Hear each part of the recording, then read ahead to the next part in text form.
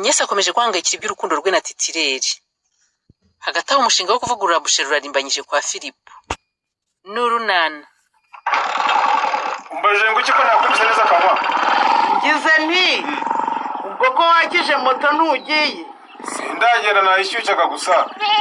Ariko mukanya ndaba ngiye da. Urabona butakeye se? Utamubwira niwumva ko agiye kugenda.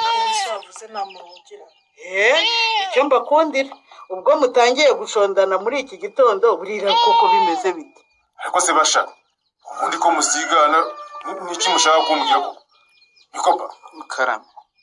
Niki tinya kuvuga ugasaba mushiki wawe kukivuga. Nyine nuko mpindutse ariko ubundi igitekerezo rwose niwe wakizanye. Yavuze ngo papa ntabona ko kwezi kwa 9 kugeze. Ariko mama nawe navuze ngo papa nabona ukwezi kwa 9 kumbeshe. Yari mbega abana. Ariko da wumva yumvise. Yanumvise rero. Ubwo se ibikoresho by'ishuri mushaka kuvuga basha? Yego papa, nubwo itariki itaragera ariko byaba byiza tubiguze ubu ngubu kuko n'abandi batangiye kubigura. Kandi rero turabizi ufite ikiraka ugomba kutugurira na uniform nshyashya papa. Nje nazo nkeneye kuko ngiye mu mwaka wa nyuma. Nawe kandi nuko. Icyo dukeneye ni amakaye n'amakaramu. Nanjye rero nkeneye amafaranga yo guhaha Bushora. Kandi rwose dukumbuye agashingwa ryinyo. Yego mama iwe. Uzikije ubundi natambutse hariya hose za brushete. Umva agatima kararehareha. Ariko mbarite wa mwana. Yakora icyo mbakongera n'iki? Papa wanyu agomba kwibuka ko ari engineer ukomeye. Akiganirwa amasoko akomeye akayabona. Nta mpamvu rero yo kwifuza inyama cyangwa gutegereza kuzirya ku minsi mikuru. Nakatugurire maze ngakubita ikirungo abaturanyi nako Nyarurembo yose itunga ubuzuru hano. Papa uragowe n'ukuri. Abashaka ibikoresho by'ishuri, abashaka guhindura imirire bakarya inyama buri munsi. Umva rero kamaze na Obama. Ibyo muvuze nibyo rwose ikiraka narakibonye. Urakibonye nyine. Ariko amafaranga bampaye niyo nkoresha imirimo nsabwa gukora. Gusa hari make mfite ubwo tugiye kujya inama yo kureba uko twayakoresha. Zana amafaranga tujye guhaha twigurira akaboga n'ubugari twirira. Uri mukuri mama, nikumburiye inyama n'ubugari rwose. Dushobora kugura inyama tutabona ibikoresho by'ishuri. Rwose kiriye wabaye ute? Kamashuri ataratangira waretse bakatugurira inyama zikirira. Utari inyama se wabice. Turinda tuzifuza se dufite ubushobozi bwo kuzigura kubera iki kereye. Kandi papa babwira ko amafaranga hari ari make kandi dukeneye kwitegura ishuri mama. Kiriya mukuri kanwa. Izo nyama mushatse rwose twazirika tukagura indagara cyangwa isambaza. Nabyo nibikomoka ku matungo kandi wavanga n'andi mafunguro. Yumvira papa. Kire no utumye kuko tutarya inyama. Papa yavuze icyangombwa n'ibikomoka ku matungo kandi indagara n'isambaza byaboneka. Tukarya ibyo tukabanza kugura ibikoresho by'ishuri. Mu bikoro ko mushaka wowe na so. Dore n'ubundi abagushyigikiye. Ndimuraka ariko rwose kagwa. Wowe ushyize ku munzani urumva izo nyama n'ibikoresho by'ishuri koko hari iki kirusha ikindi uburemere.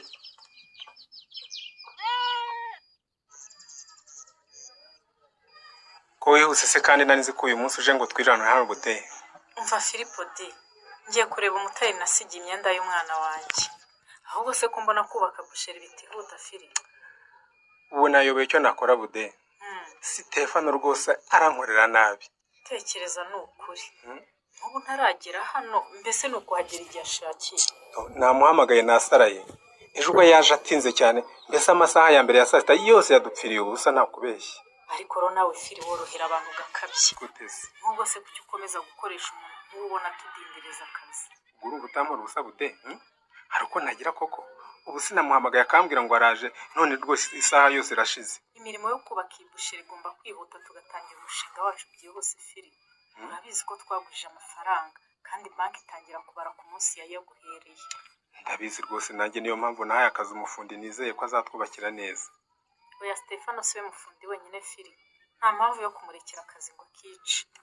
Ndabizi ko atari umufundi wenyine ariko hari impamvu nyine ari we nahisemo bude. Izo mpamvu nizo zituma yitwara naberega kandi nta muntu kamara rwose ubaho buriya ashobora kuza ndakamurusha. Reka twihangane rero kuko yanciye amafaranga make kandi ibyo akora arabizi. Nuko nyine ari uburangare gusa ariko ubu ngubu ubwo burangare nibwo ntakomeza kwihanganira Sheri. Ko numva wari yamavubira. Nuko numva ntacyo bikubwiye Fili. Umuntu ntagukorera ku buntu uzamwishyura kuki se yakwicira akazi. n'ubu ngubu Stefano koko aba ari hehe? aha reka nikomereze urugendo rwanjye ariko nukomeza kujenjekera Stefano n'akazi kawe Fili.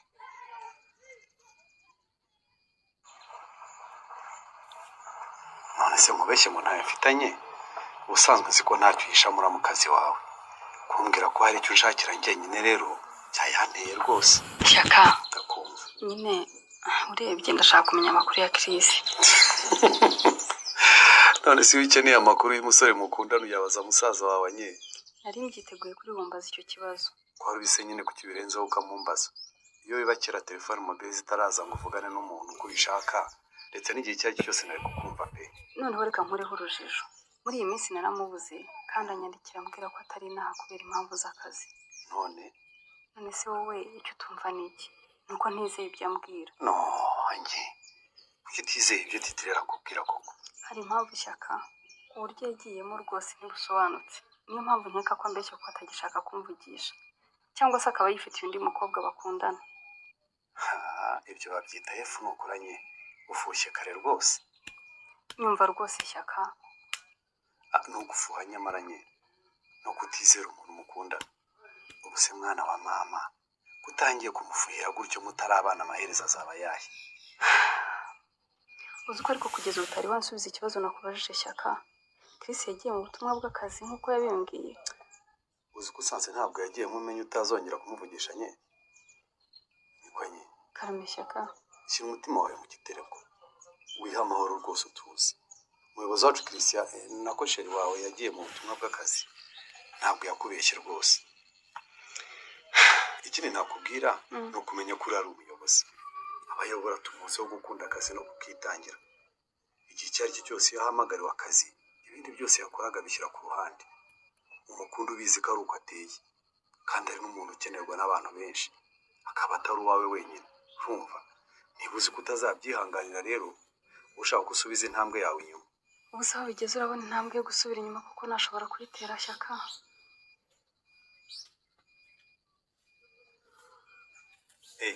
ese ni mwebwe sori? aha ndabona batwawe n'ubwubatsi ukibagirwa ubucuruzi Fili. byose ndabikurikirana da. hanyuma se tubaha iki? yewe ndashaka ibirungo byose mufite biryoshye isupu. nabyumvise mwabaze da. uyu munsi ndaza kubasura. ni karibu rwose. uzi unaganire na musanzire wawe umubwire ko utuzaniye busheri rwose ya mbere muri Nyarurembo. wa mugana Atanazi wagira ngo ikigo nderabuzima rwose cyaramumize burundu. yewe abantu bameze nk'abafilozofe rero ukambaza ibyabo. agira izamu ryo ku kigo nderabuzima noneho yihaye guhinga umuceri mu gishanga ntugire ngo rwose wamubona mu rugo. ko numvise ngo kuwuhinga birarushya ngo muzabivamo sori? ibyo niwe babibaza Fili. icyo nzi ni uko rwose aribwo buzima abamo ku kigo nderabuzima no mu gishanga ntaho yibera.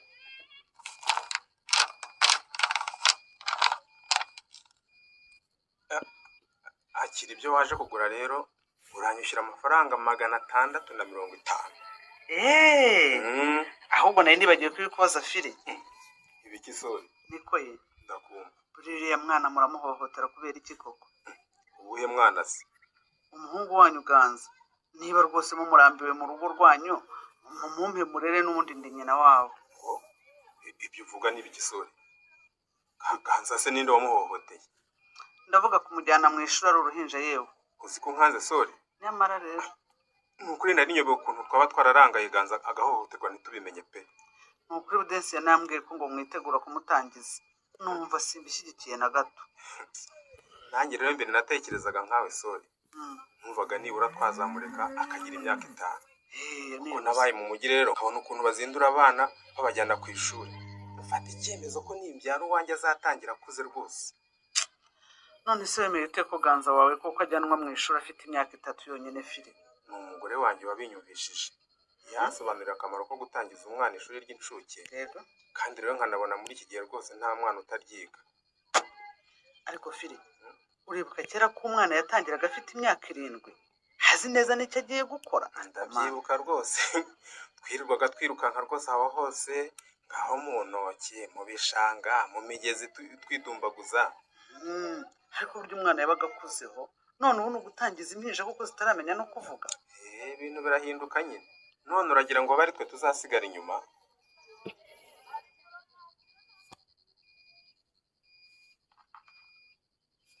ikindi mumbaza se none mwabana nukuri urakoze papa utuguriye n'udukapu twiza pe.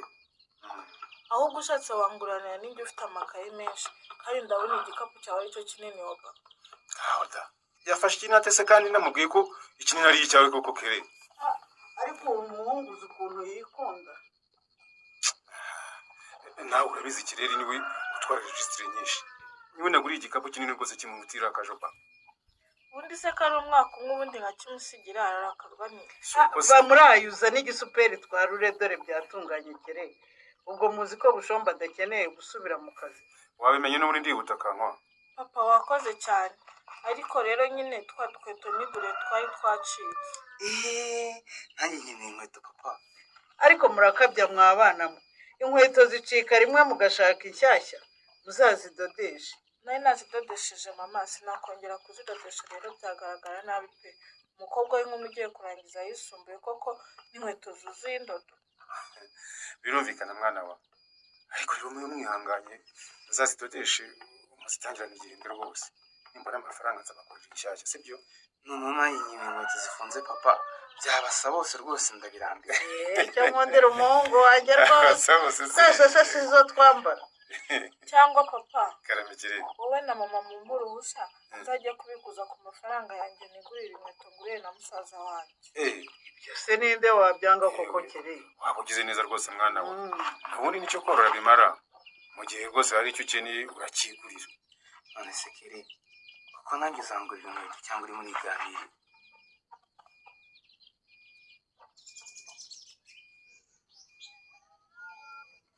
Mana yanjye ubuse uragakora koko. Umuntu usize wicaye aho nandurura nagaruka ngasanga uragona. Umuyaga n'umubita birashira. Ayiwe. Ubu koko akazi nkoze imyaka n'imyaka ni gufitiye impungenge. Rwose ejo mu gitondo nugera aha ngaha nzagufungirana mu nzu rya. Ubwo ariko nawe uzifungiraniramo kugira ngo ntaryama njyenyine.